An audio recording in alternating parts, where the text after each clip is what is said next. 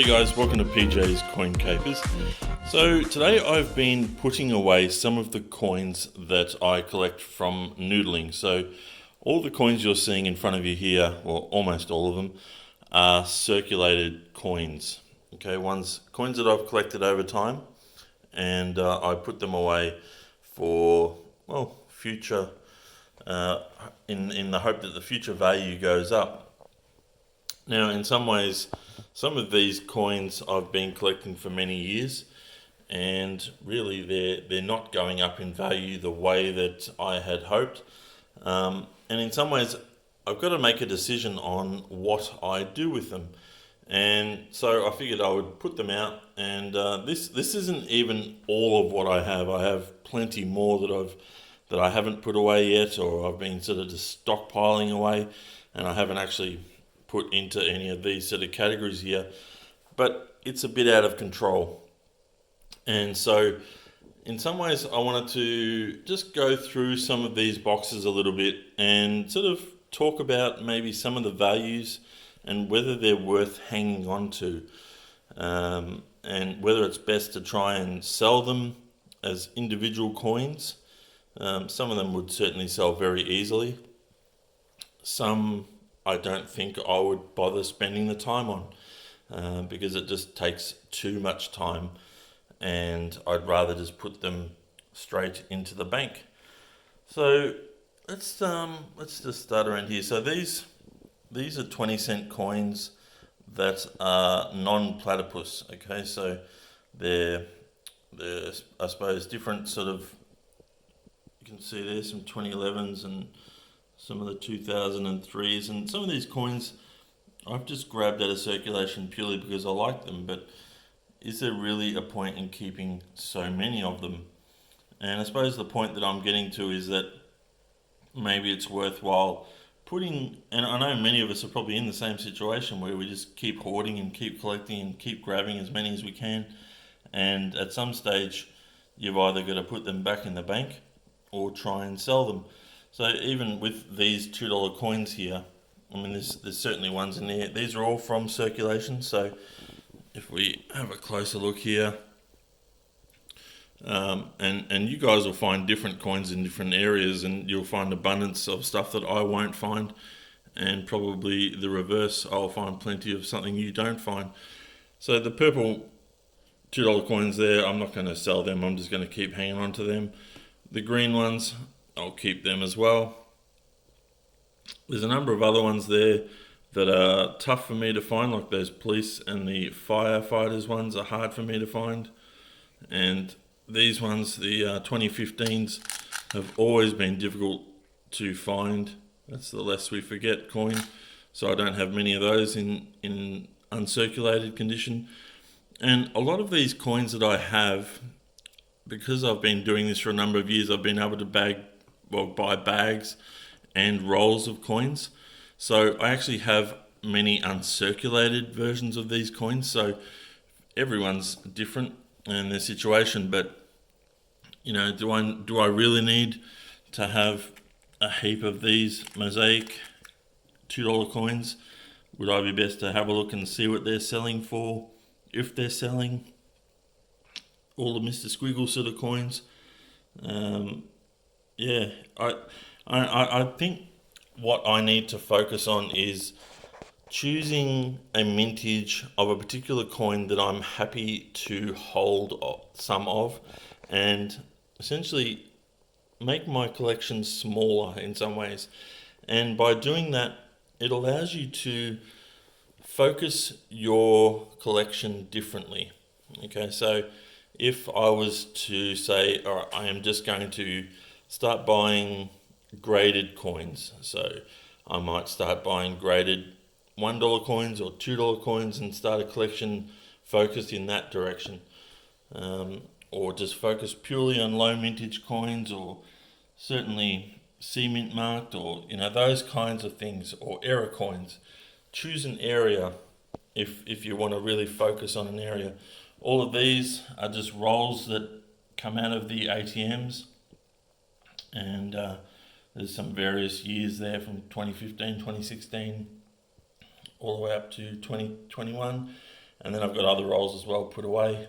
But these ones here, these are all the Federation 20-cent coins. So I do have a few others elsewhere that I have in sets and those kind of things, but majority of them do go into here.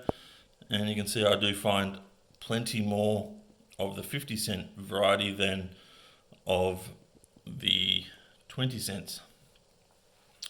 Now this is another interesting one. All of those there are 2015 100 years of Anzac $1 coins. There's roughly about $150 worth just sitting there.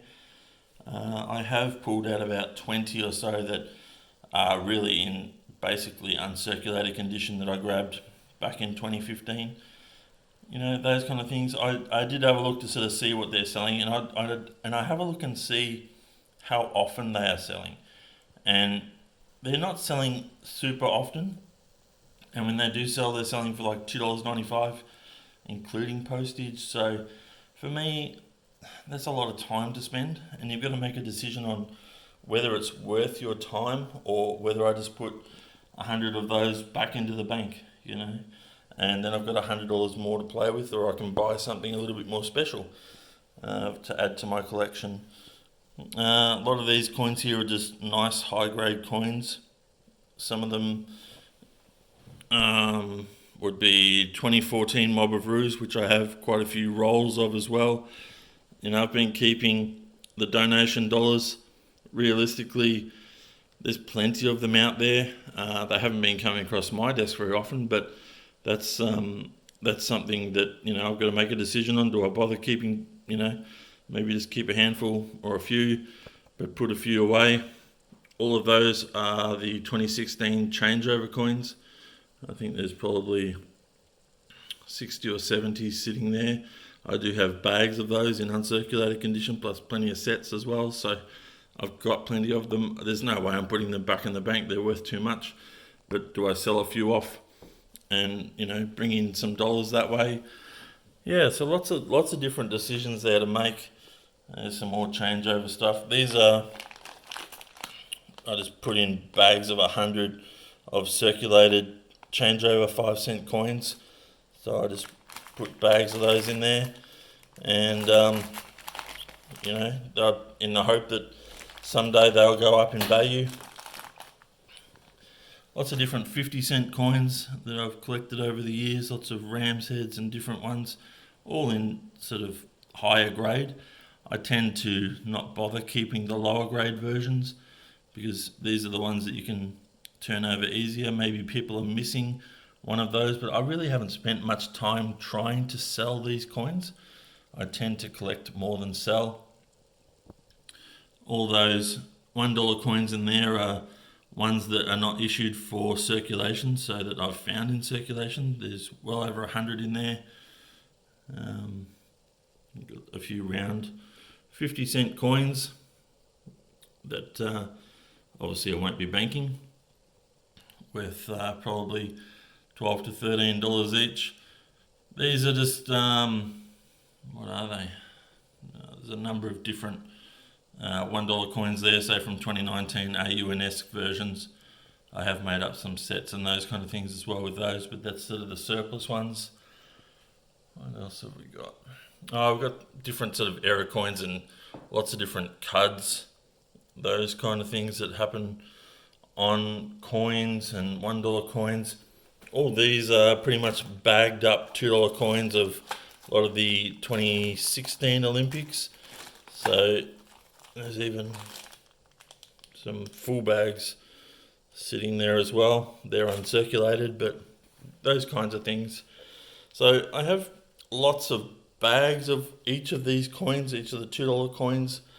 So I'm probably going to downsize some of this, and to be honest, the quickest way for me to get my money back is really to put a lot of this back just straight into the bank, and that's probably what I'm going to do. But I will do some research, have a look and see what the market is doing and make a decision. And I'll let you know. I'll let you know how much money I returned to the bank, and maybe I can get your guys' feedback on what to do with that money, whether I put it into coins or some other investment. I do buy a lot of cryptocurrencies, and there's a lot that I'm jumping into.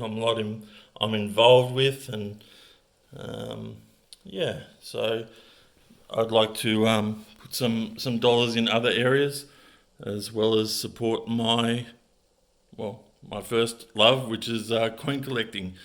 So I'm not trying to show off this collection in any way. This is just, I just wanted to have this chat. I don't usually try to show my collection in any way, and I certainly haven't shown you a lot of the higher grade stuff, but this is just stuff that really come from what I do, and that's noodle coins.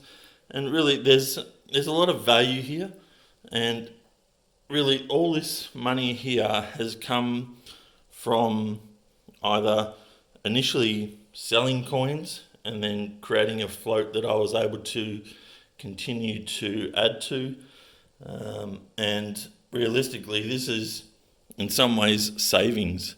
It's money I chose to hold on to in the hope that it would go up in value.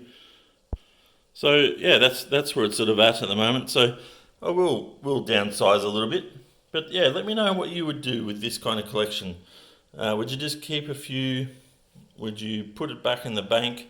Some of these rolls haven't really gone up in value. Some of them we don't know yet, vintage wise. So, is it worth hanging on to long term? They might, there's some of them are $4 worth of coins. Some of them are $2 worth of coins, and they're probably worth more as a roll and being uncirculated. So yeah, lots of different decisions to make there. These are great. These Federation coins, they always sell as sets, so they're an easy sell, so they won't be going back to the bank. And I generally only keep ones that I would only want to keep myself. So if there's ones in bad condition, I just do not keep them. So yeah, I hope you've enjoyed this little look at what I've collected over the time through my noodling, and I've got other ones that I've found in very high grade, which I do have in storage in 2x2s and those kind of things. So those ones there are too higher grade to just sit in these tubs here. But I hope you've enjoyed this little look, and I hope it creates some discussion. So please leave a comment, and if you've enjoyed this video, please give me a thumbs up, and make sure you subscribe if you haven't already done so. Alright guys, thank you very much for watching, and we'll have another video for you very soon. Bye for now.